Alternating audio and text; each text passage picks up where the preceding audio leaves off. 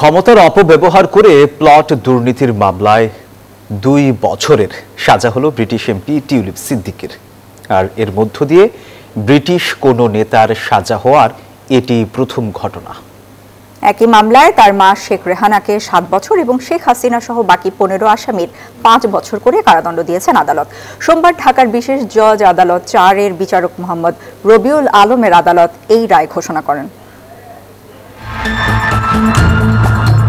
ছোট বোন শেখ রেহানার আবদার মেটাতে পূর্বাচল নতুন শহর প্রকল্পের প্লট পেতে ক্ষমতার অপব্যবহার করেন সাবেক প্রধানমন্ত্রী শেখ হাসিনা।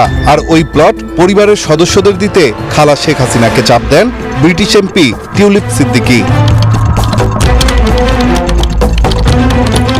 সোমবার প্লট জালিয়াতির 4র্থ মামলার রায় ঘোষণায় এসব তথ্য জানায় ঢাকা মহানগর দায়রা জজ আদালত। রায় ঘিরে সকাল থেকে কঠোর নিরাপত্তার বলয় তৈরি করা হয় আদালত চত্বরে। পুলিশের পাশাপাশি মোতায়েন ছিল বিজিবি।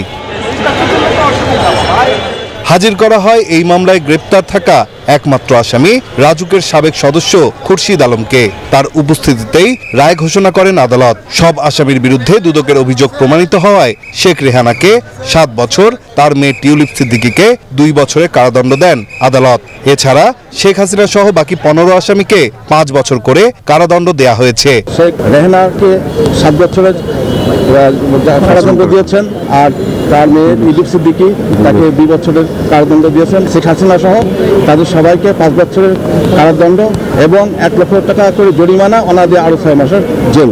টিউলিপ বিভিন্ন অ্যাপস ব্যবহার করে তার খালা সাবেক প্রধানমন্ত্রী শেখ হাসিনাকে প্রভাবিত করে মা ও ভাই বোনের নামে প্লট বরাদ্দ নেন বলে অভিযোগ প্রমাণিত হয়। হোয়াটসঅ্যাপের মাধ্যমে ছিল বা অন্য অ্যাপস 164 এই কথাটা সাক্ষী ওসমান গনি বলে গেছেন।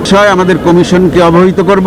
কমিশন বাংলাদেশ সরকারের সাথে কমিউনিকেট করবেন এবং বাংলাদেশ সরকার পরবর্তীতে ব্রিটিশ সরকার বা আসামিরা যে আসামি দেশে আছে, পলাতক আছে, সেই সব দেশের সরকারের সাথে কমিউনিকেট করবে।